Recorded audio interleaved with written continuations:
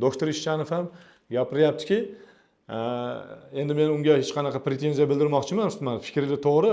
Oddiygina bir narsani ko'paytirib, baland bir baholarda sotib, ana shunaqa narsani qilishyapti. Biodobavkalarni reklama qilishyapti.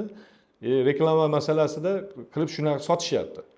U bir kunda, 2 kunda foydasi bo'ladi, tez yaxshi bo'ladi, boshqa bo'ladi deb qo'yilyapti.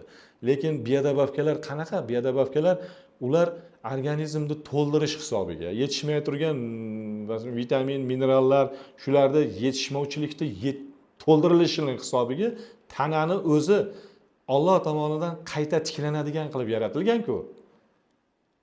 Shu qayta tiklanishga yo'l ochib beriladi. Tiklanadi. Mana shu qayta tiklanish haqiqatda davolanish, nima deydi, tuzalish deyilganda mana shu narsa. Mana shu tuzalish degan narsaga biz biodobavkalar orqali erishamiz. Biodobavka degani biologik faol qo'shimcha. Ruschasiga BAT deyiladi. Biologически активная добавка к пище, ya'ni ovqatga biologik faol qo'shimcha degani. Bular nimalar? Bular asosan 3 ta ozuqamiz bor. Oqsil, yog', uglevod. Undan keyin vitaminlar bir necha xil variantda, bir necha xil turda. Vitamin B gruppasini o'zi masalan vitamin B15 gacha bor-da. B1, B2 va hokazo B15 gacha bor. Hali Alloh biladi, undan ham ko'proq hali. Bandasi hali u narsani to'liq topib ko'rmadik hali uni. Endi shu vitaminlarni shu bitta gruppasini oladigan bo'lsak, hamma nimasi bor. Oxirgi paytda bitta narsani eshitdimki, mana vitamin D gormonni o'rnini bosadi. Ya'ni u gormon sintezida ishtirok etadi. Agar vitamin D yetishmasa, juda katta kasallik. O'ta ko'p kasallik. Gormon yetishmasligi kasalligi kelib chiqadi. Endi vitamin D ni biz quyoshdan olamiz. Ilgari odamlar quyoshda ko'p toblanardi, hozir quyoshdan qochyapti. Konditsionerli bor xonaga kiradi, toblanish degan narsa yo'q. Biz yoshlikda butun kanallarda, ko'l nimalarda cho'milib, turpoqqa belanib, quyoshda rosa toblanib, qorayib ketardik. Ana shu narsa bir nima bo'lardi-da. Nima deydi? O'ta foydali narsa bo'lardi-da. Hozir yo'q shu narsa. Hamma olifta bo'lib ketganmiz, toza suvlarda cho'milishimiz mumkin. O'zimizni ehtiyot qilish uchun chiqmaymiz quyoshga, boshqa bo'lmaydi. Vitamin D qayerdan sintez bo'ladi bo'lmasa? Endi tabiatdan albatta kirish kerak. Institutlarda o'qitgan paytimizda vitamin D ni dozasi ko'payib ketsa, bu toksik ta'sir, ya'ni zaharli ta'sir qiladi deyilgan. Kuniga 400, 500 единица международный ME deyiladi, международный единица qabul qilgani yetarli deyilar edi. Hozir 50 ming единицagacha qabul qilish ruxsat berildi. Yetishmovchilikda aniqlab turib 50 ming единицagacha. Masalan, shaxsan men o'zim har kuni 10 ming единицали vitamin D qabul qilib turaman. Ana shu vitaminlarni, hali aytdim ozuqalarda vitamin, endi minerallar bor, bular ichida har bittasini tanamizda o'zining vazifasi bor. Ana shu vazifa bajarilmagungacha yetishmovchilik bo'lganda tana xuddi poyezd relsdan chiqib ketib qolganday, tana izdan chiqib ketib qolaveradi. Mana shu kasallikka yo'nalish bo'ladi. Bo'ldi, izdan chiqdi. Endi uni iziga qaytarish kerak. Shuni iziga qaytarib relsga solib qo'ysak, shu tuzalish, shu davolanish bo'ladi.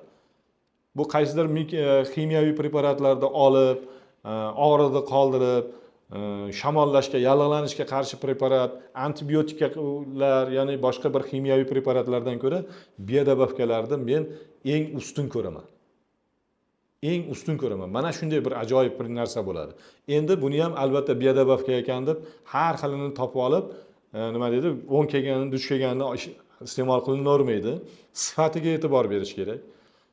Shaxsan men bu narsa bo'yicha keyinchalik agar videoda bir ma'lumot kerak bo'lsa, bu narsani ham aytib beraman.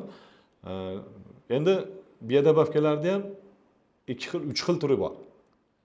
Parafarmasevtik biodobavkalar bor. Parafarmasevtik, para degani farmasevtik dori-darmonlar bilan parallel yo'nalish natija bera oladi. Masalan, biz eng ko'p ishlata turgan mana probiotiklarimiz.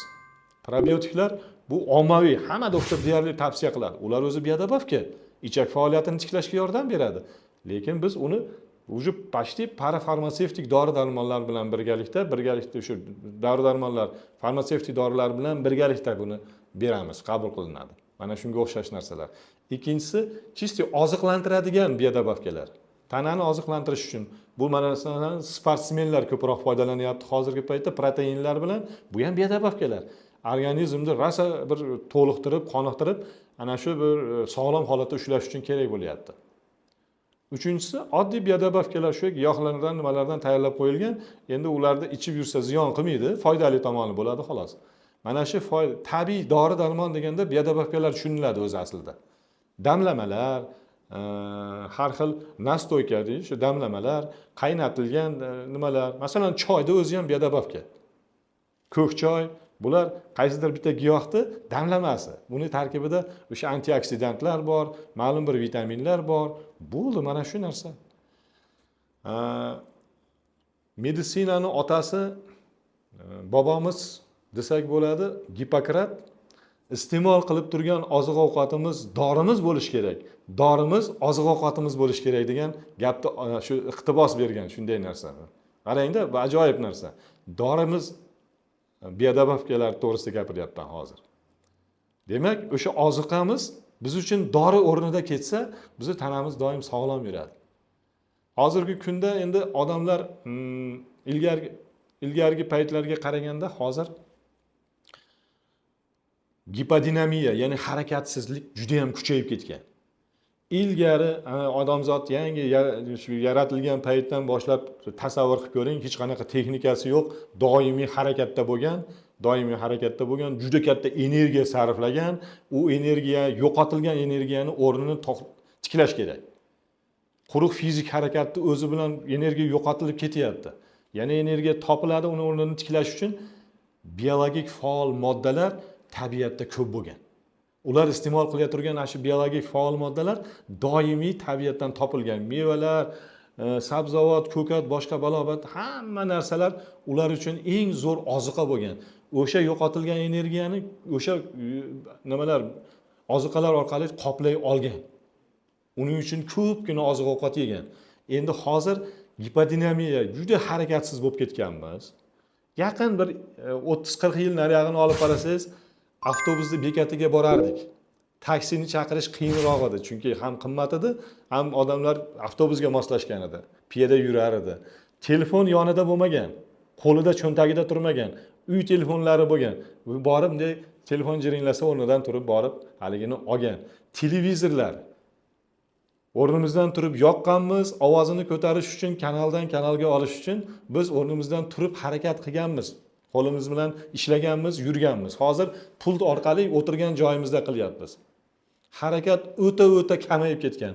Ilgarigi odamlar 2,5 kilovat kilokaloriya energiya sarflagan bo'lsa, hozir bu narsa 200 kilokaloriyaga ham bormayapti. Ana endi harakatsiz kam bo'lgandan keyin oziq-ovqat kam iste'mol qilinadi. Ko'proq iste'mol qiladigan bo'lsa, sarfi bo'lmagandan keyin semirishga sabab bo'ladi. Odam semirib ketadi ko'p iste'mol qilgandan keyin. Endi hozirgi ovqat sifati bilan oldingi ilgarigi ovqatlarning sifatini farqi bor. Ilgari hech qanaqa ximikatlarsiz tabiatda tayyor bo'lgan bo'lsa, hozir hamma oziq-ovqat mahsuloti dehqonlardan buni so'rab olishingiz mumkin. Bilmagan odam o'zi yo'q. Hamma narsa ximikat bilan, zahar bilan tayyorlanyapti. Hozirgi oziq-ovqatlarning tarkibi bizni tanamizni qoplamaydi. Vitamini ham yo'q, uning tarkibida butun zaharlar bilan qoplangan narsa. Shuning uchun toza biologik aktiv faol o'sha qo'shimchalardan foydalanib yurilsa, shaxsan men hozir shu kunda 6 xil, 7 xil biodobavkani o'zim iste'mol qilib yuraman. 6 xil, 7 xil kamida. Shuning ichida tozalovchi preparat bor, bug'doy kebagini gapirmasam ham bo'ladi. Har doim iste'mol qilamiz. Endi insonni, masalan, yana bir narsani tushuntirish maqsadida aytaman. Mashinani avtosalondan olib chiqdingiz. O'zini vaqtida servis xizmati bor. Qanchadir 2000 kilometr yurgandan keyin borib yog'ini almashtirish kerak, bitta ko'rsatish kerak. Unga toza yog' quyish kerak, bo'lmasa avtomobil uzoqqa chidamaydi. Toza benzin quyish kerak, toza yoqilg'i quyish kerak. Ana endi servis xizmatini qilib vaqtida qarab yursangiz, haligi uzoq xizmat qiladi. Nimagadir odamlar pulga olingan o'sha texnikani, boshqa narsalarga yaxshi e'tibor beramiz-u, lekin o'zimizga e'tibor bermaymiz. Chunki Alloh bizni tekinga bergan deb o'ylayman. Mana shu bir narsa. Albatta, o'ziz sog'lig'ingizda ishlang, o'ziz sog'lig'ingizga e'tibor bering. Biodobavkalardan o'zingiz tanlagan bir yo'nalish olib, biodobavkalarni iste'mol qilib yurishni odat qiling. Eng oddiysi mana ko'kat. Tabiatda ko'p. Masalan, bugungi kunda, hozirgi kunda shunaqa bir odat qildimki, kechki ovqat yemayapman. Bitta tog'orachada salat tayyorlanyapti. Shu salat, uning ichida hamma narsa bor. Karam, bodring, pomidor, ko'kat, imbir, chesnok, endi bolgarskiy hammasidan aralashtirib salat tayyorlanadi-da, haligini mazza qilib chaynab yeyman, kechki ovqat yemayman hisobda. O'zimni shunaqa yengil his qilaman, shunaqa yengil his qilaman. Ana endi haligini natijasi boshqacha bo'ladi.